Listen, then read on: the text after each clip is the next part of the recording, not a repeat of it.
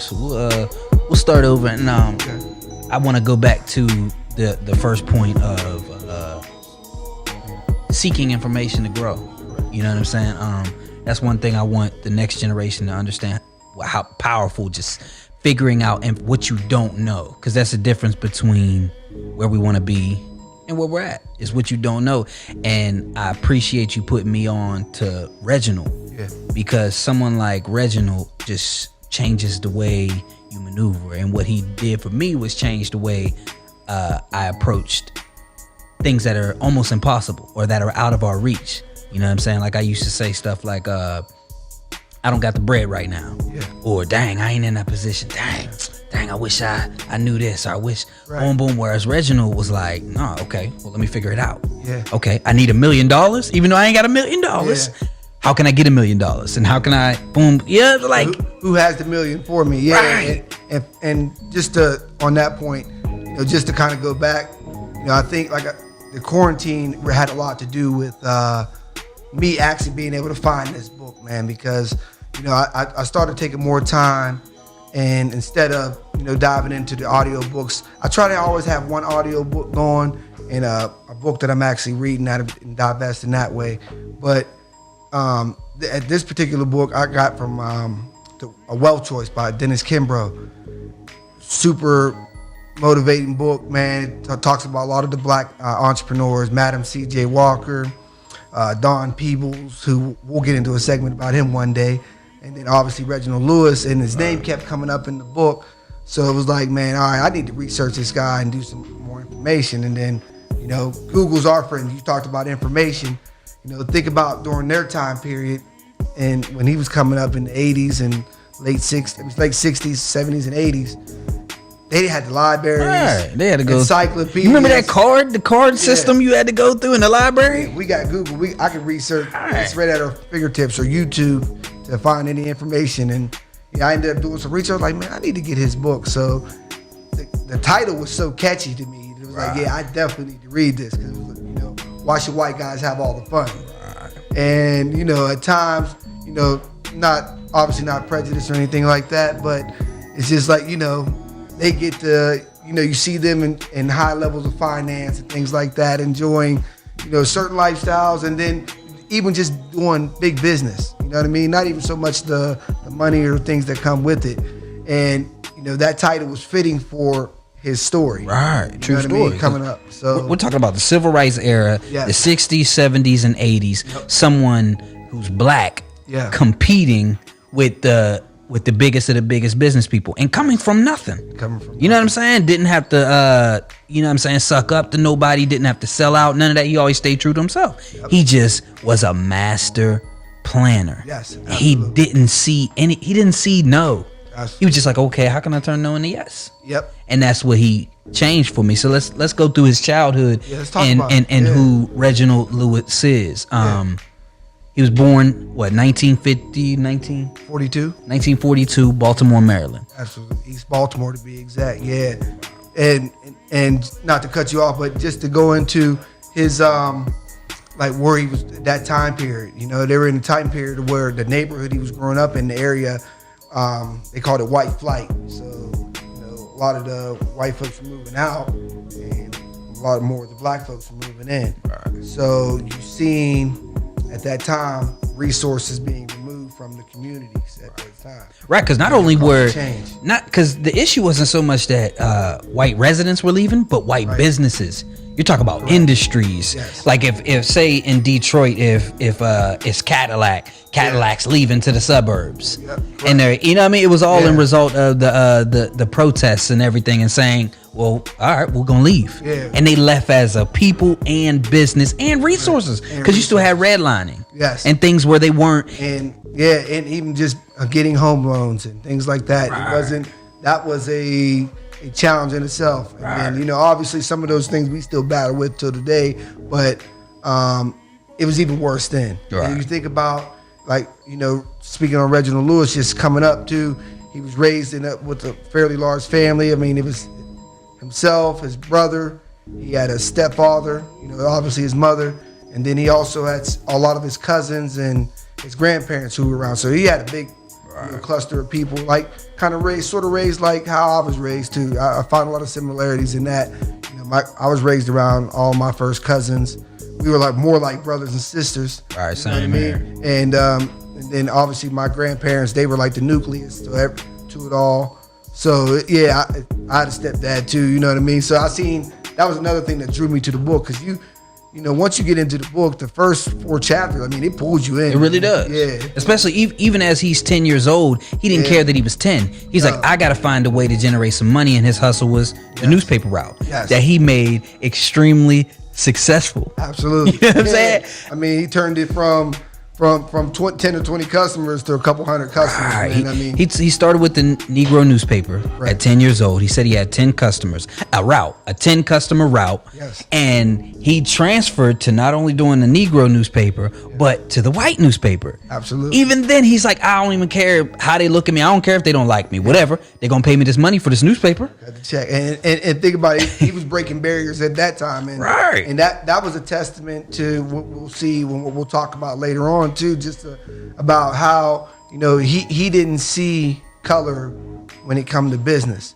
He's seen, hey, I have a like you said earlier, I have an issue in front of me. How can I fix that issue? Is it financing? Do I need an attorney? Do I need an accountant? What are the pieces of the puzzle that I need to build what it is he was building? Right. And he didn't even change his personality or anything to make white folks feel comfortable. He just said, all right, you know what? I'm just going to make you respect me. Yes. You know what I'm saying? And he found a creative way to do that without blowing up. So he went from a 10-person route to over 100 in 2 years by the time he's 12 years old. Yes. And not only did he build this money-generating route, he sold it. When he got too old for his newspaper route, he didn't say, you know what, let me pass this down to a younger. No, he sold it to a homie of his. You know what I'm saying? And think that laid the blueprint for what was to come. So eventually, not to get too far ahead, but I mean, he eventually did the first $1 billion deal for any African American. That's just tremendous. In the same manner that he did the newspaper route. He bought it for cheap. Built it up, put good management around it, and sold it. Which is another, and that's one thing he says in the book. He said, I don't understand why African Americans start businesses from scratch. Yes. He said, well, why not take a business that's dying in that same arena? And I want to get into that a little bit. Right. We'll definitely touch into that. And go ahead, you first. Let's talk about the lesson that his mother taught him with the newspaper route when he went away for camp. Incredible. Yeah. So he went away for the first 2 weeks. He went away for I think it was a summer school camp that they had, and his mother took over his school route. His paper route from that time period. And when he returned, she said in the book that he didn't even say hi when he walked through the door. The first thing he asked, "Where's my money?" Right. And you think about you have to be a pretty gutsy and ballsy person to do that to your mom. Right. You know what I mean? That's something I wouldn't do. You know what I mean? And she gave him a pretty stern lesson at that time period, because she said, hey, I did the work, I deserve the money, so I deserve the money. Right. So obviously he was furious and wasn't accepting of that, and they went back and forth, and he actually told her that he was going to sue her. Right. That's crazy. You know what I mean? The stepfather had to step in. And he learned early. Well, his mom taught him early. Make sure you put all the terms on the table. Yep. Before you set any deal. This is what you want. This is what I want. Let's negotiate. Don't assume anything. Correct. Even if it's your loved one, your friend, nobody. Yes. Make sure that's concrete. Make sure those terms are and drawn out. And he learned that early. Yes. So I want to get into his desires, the things, how he would see something, no matter how impossible it was, his way he was able to focus in order to plan to get that, and then his faith that he had, and his discipline in order to execute on it. Let's skip ahead to college. He was a football player. He got hurt. Yeah, he was an all-star athlete in football, baseball, and I believe track. And then he ended up getting a full scholarship to Virginia State, where he played quarterback. He was a freshman and ended up getting hurt in his freshman year.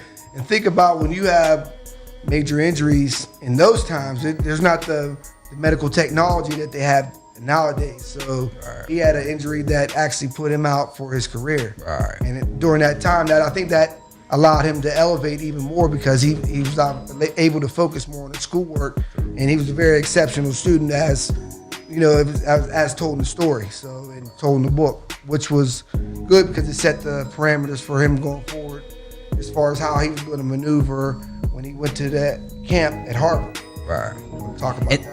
And so he desired, because I want to go to what his next desire was. Oh, yeah. Because he decided to become a lawyer. Yes. And he said, dang, this is my senior year. I need to get into a great school, a great law school in order to move forward. And he said, I want to get into Harvard. Yes. And let's set the setting, because this is the 60s. Correct. We're talking about after Emmett Till just got drugged and killed for whistling at a white woman. Martin Luther King and them marching. All of this, like, you know what I'm saying? You couldn't even go into a white bathroom. Correct. And he wanted to go to Harvard. You know what I'm saying? And so, because of the civil rights movement, Harvard created this 8-week summer program for blacks. Right. They wanted to get the best lawyer blacks here, but Reginald didn't qualify because he was a senior. Actually a senior. And you had to be a junior just in case you wanted to apply your senior year. Yes. So they said, first off, he didn't qualify for that. Second off, they said, even if you get accepted to this 8-week program, this doesn't mean you're coming to Harvard. This is not a segue. Yes. They let it be known. He didn't care about either. No. He said, I don't care that I'm a He junior. actually reached out to the dean of the Harvard Law School, and he was looking for more details on what the program consisted of, and basically what he needed to do to be able to actually be one of those students that got selected. Right. And which is step 2. Because step 1 is, all right, what I want is Harvard. Yes. Step 2 is, how can I zero in and focus and put a plan together? And his plan was, how can I get to Harvard? He said, what's the application process? Yeah. He called Virginia State's dean and was like, yo, okay, what's the details? He didn't give him much. So he wrote Harvard. Yes. He said, like you said, he got the information, all the information to put the app together. And then he went to his professors at the moment so that they could vouch for him, because he knew he wasn't a junior. Yeah, and that desire, again, it'll allow you to want to do things or maybe step out of your realm, because I think you'll be able to see, well, you were able to see from the book, he was a little bit of an introvert to a certain extent, as far as his personality. So it allowed him to step out of that and tap in with his teachers, tap in with, make those calls and make those, write those letters to the dean. Right. You know what I mean? That's all sheer desire. Right. Yeah. That's ballsy. Yes. Because you don't qualify, and you got a grown man who is your leader that's going to follow the rules and say, no, you don't qualify. Sorry. Right. He was able to, that was his next step in his plan, was, how can I convince him to vouch for me? Correct. To the person who's going to send my application. Right. So he eventually convinced him to vouch for him. Yes. And he got the application. The dean said, you don't qualify. And I already chose my 4. But because you worked so hard and you got this person to vouch for you and write you a letter of recommendation, I'm just going to send it as an add-on. We don't know what Harvard's going to say, but I'll send it as an add-on. And they ended up accepting him. And he still, to this day, is the first Harvard student to Let's not tell him yet. Okay. Because what was his next step in his plan in getting to Harvard? Because they said this ain't no segue. He said, I got 8 weeks.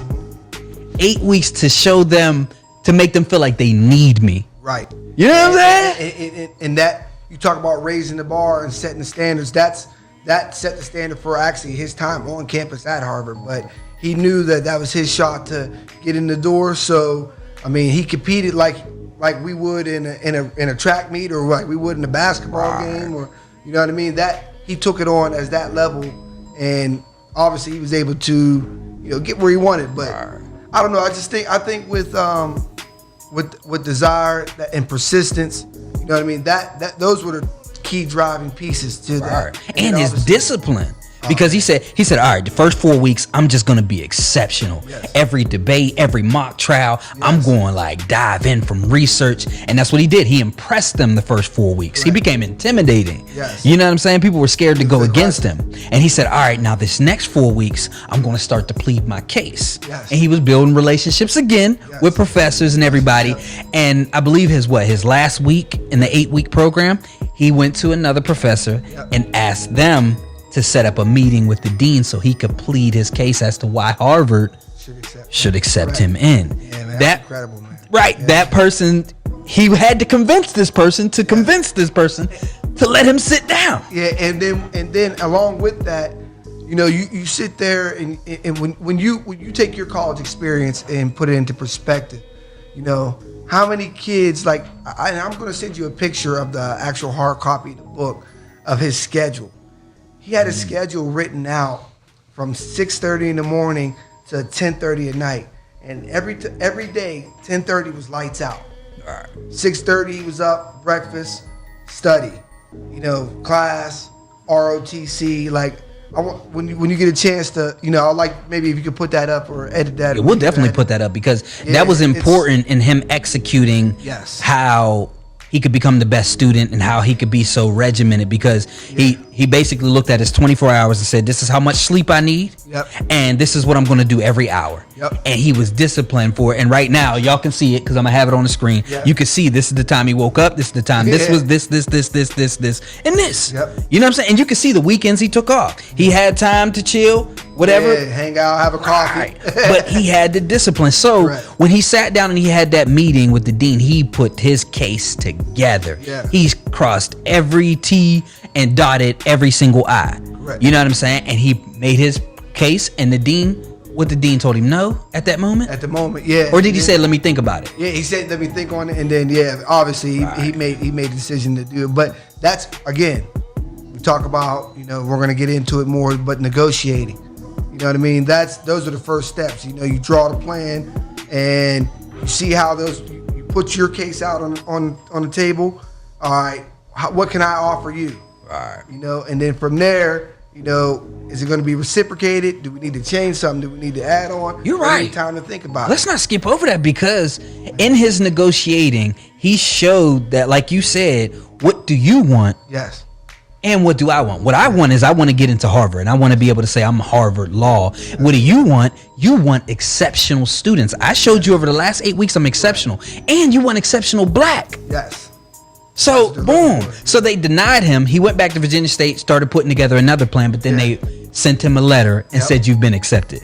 And I feel like that moment let him know, whoa. I'm in the big leagues. If I could do what I just did, this was impossible. All these steps that it took, I could do anything. Man, you know what I'm saying? Yeah, I mean, it was spot on, because then, you could see the elevation as we get more into his story, the elevation of his career from that point. You know what I mean? Because once he got into Harvard and got to get around intellects like himself that would challenge him in the classroom, outside of the classroom, and we could talk a little bit more about that going forward, but it was more or less like he had a group of guys, young black guys, they were all law students. They would sit around a table and debate, talk about current events, some of those different things. We like to call that iron sharpening iron. And a lot of that, like I said, it helped his elevation into where he eventually ended up going. Man. Let's talk about accountability. Oh yeah. And how he looked at. We already talked about how he looked at things impossible, but let's add struggles to it as well. Absolutely. You know what I'm saying? Hardships, all of those things, and how Reginald, you know what I'm saying, looked at things about how he looked at race. Yes. How he looked at the fact that his family didn't have any money while he was up school. Correct. You know what I'm saying? How things were impossible. I feel like one habit that he developed that is powerful is taking the blame for everything. Yeah, accountability. You know what I'm saying? And that goes with also being able to process issues. True. You know what I mean? I mean, when you think about it, the first step in processing an issue is accountability. You know what I mean? Can I accept my faults and whatever the rights or wrongs were for this? Or can I accept whatever my part is in it? I have to be able to accept it in order to move forward. Right. You know what I mean? I think he showed that, you know what I mean? All right, yeah, I'm black. Yeah, I'm from a low income neighborhood. You know, I accept those things. But now, all right, I'm ready to move forward, and this is what I have to offer. This is the value I can offer. You know what I mean? Right. Let's put Reginald in somebody's shoes and how he would have looked at it. Let's say someone who planned on going to school, planned on doing some good things, but got set up by a police officer. You know what I'm saying? Say they got set up by a police officer. They didn't do anything wrong, but they had to do 3 years in jail. Okay. Like in the average person's mind, it's like, man, they held me back. They did this to me. They got the greatest excuse not to do anything. Right. Whereas Reginald's like, okay, even though they set me up, it's still on me. It's still on me. You know what I'm saying? I still got to find a way. Right. I still got to dig deep and come back even harder. Like, you know what I'm saying? Like, I'm trying to think of some scenarios where people have great excuses. Our upbringing. We come from nothing. It's so easy to say, I don't know nobody that's rich. I don't know nobody that could pay me. You know what I'm saying? We can easily say, we don't have access. I wasn't born with a silver spoon in my mouth. Or then even you could think about, I could think about, you know, there's people that were great athletes, that super athletes, even better athletes than maybe I was coming out of school, going to college, that had kids, you know, and that kind of derailed them, or maybe got on drugs. You know what I mean? Those things were, you know, that's something that he didn't allow to distract his end goal. And, you know, that focus, you know what I mean? Obviously, you know, we're going to talk about it more, but that was definitely key to being able to, you know, really move forward is that accountability piece. Yeah, I'm black. Because if you can learn to just take responsibility in any situation, even if it's not your fault or if it's not on you, if you just say it's on me. Yeah. Like even this, if you said you were going to edit this, but then a week goes by and you didn't edit it, and a month goes by, and then 2 months go by, that's on me. I'm going to give you a day. Oh, you didn't start editing it? All right, well, I'm going to edit. I'm going to move without you. Yeah, right. Because if I don't, my name, With It Media, my name's on that. Yes. And you know what I'm saying? Yeah, and then even with that piece, okay, once you've got that accountability piece, now how do we move forward? You know what I mean? What are the T's that we got to cross? What are the I's we got to dot in order to continue to move forward? True story. And I think that right there is all right. So I like to say, like, for success, things that I'm learning as I'm trying to grow is that, you know, we talked about them earlier: desire, faith, and discipline are the three major keys. Right. But being able to process issues when things aren't always going at the right way, or when things are going great. You know what I mean? He was able to find that in every time, no matter if the deal was good or the deal was bad. He was able to find that needle in a haystack to help him, give him that edge. And a simple task is saying, no matter what the issue is, all right, what's the solution? What's the plan? What's the first step? First off, what's the goal that we want to achieve? Yes. You know what I'm saying? Like, I do this at work all the time. At work, like, there'll be this problem. This person call off, this issue here, this issue here. Everybody's like, there's stress. But I'm like, all right, well, okay. Well, we want to get this person to the hospital. Okay. Yeah. Who's available? Mm-hmm. All right, who got a car? All right, who got gas? All right, can you go now? All right, I can go now. All right, well, you know what I'm saying? Just always thinking of what's the solution. No matter what the problem is, what's the solution? What's the step? Right. Just moving forward. A lot of people get caught up in that. Well, that part, and then I think a lot of that too comes with, you know, people aren't willing to accept that responsibility or that standard. You know, holding themselves to that standard. They rather wait for somebody else to. All right, well, I'm gonna let Seth do it. Seth usually. He'll take the lead on something like that, so I'll just wait to hear what he tells me. And you know where I think that comes from? What's that? That comes from childhood. Really? That comes from parenting, because if you think about it, I can agree with that. When you say for instance, if you're a parent who really wants your kid to go to college because you never went to college and all of this, and senior year comes and your kid don't know how to fill out a college application, or any other papers. You're going to do it for them because you want them to succeed. Oh yeah. So at that moment, they don't really know how to execute on this plan because it's been done for them. It's been done. Something that small. Even when you fall as a kid, you should be like, yo, get up. But instead, a mom will run over and pick you up. I can think about it this way too, man. When I got to college and got on campus, did orientation, and obviously we went to school together. My mom set up my bank account for me. You know, that's something that small. You know what I mean? You think it's small at the time. I set up your bank account for you. All right, that way I can put money in it, and so on and so forth.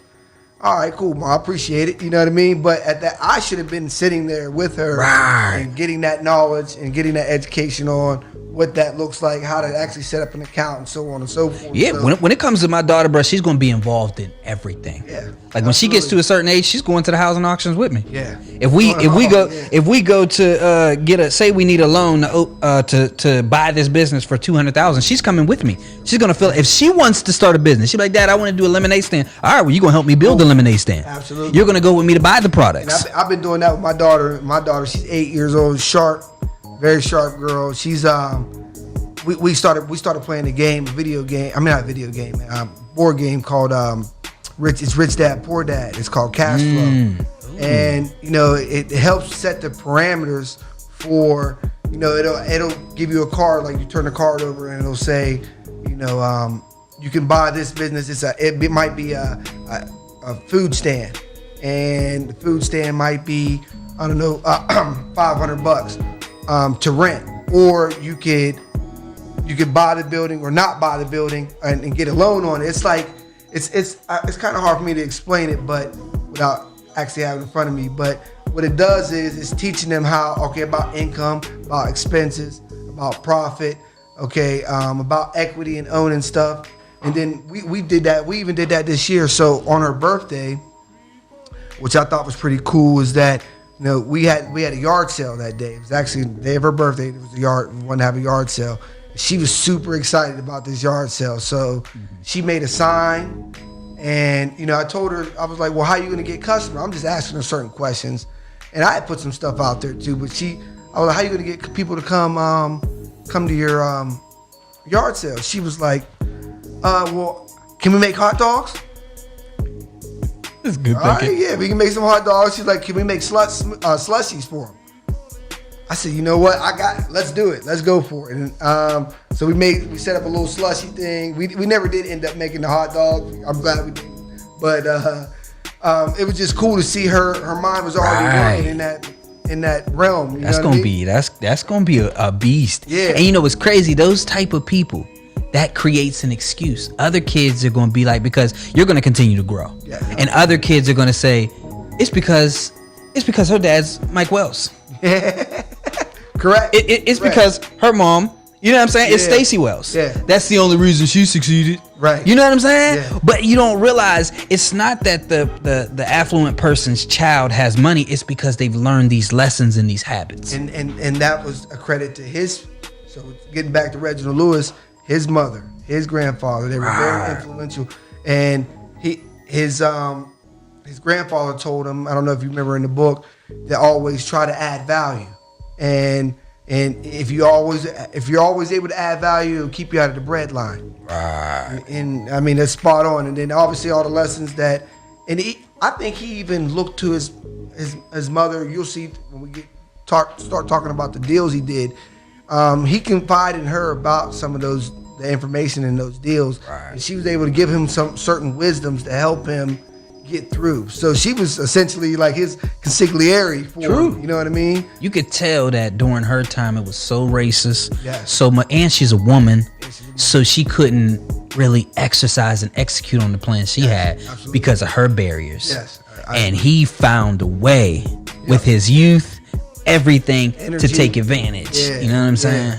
He did what she couldn't do. Right, correct. It probably almost gave him more motivation. Yep. You know what I'm saying? And then also even to, you know, we'll probably get into it later too, but just thinking about his family, the rest of his family tree, because, you know, he had his brother that ended up going to the NFL, but he ended up being a businessman himself and actually taking over a portion of his business. You know, during his untimely demise. So like, I don't know. It's just that trickle down effect, like you were speaking on. You know what I mean?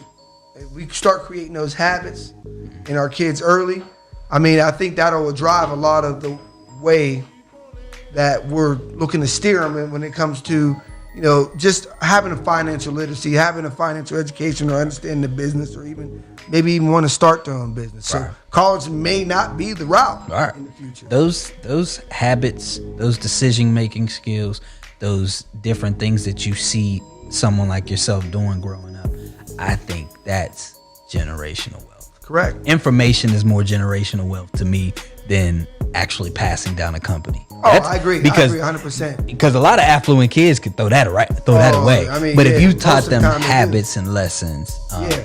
So what we'll do is we'll end this here, and we'll go on to the next episode. Okay. I'm gonna stop this.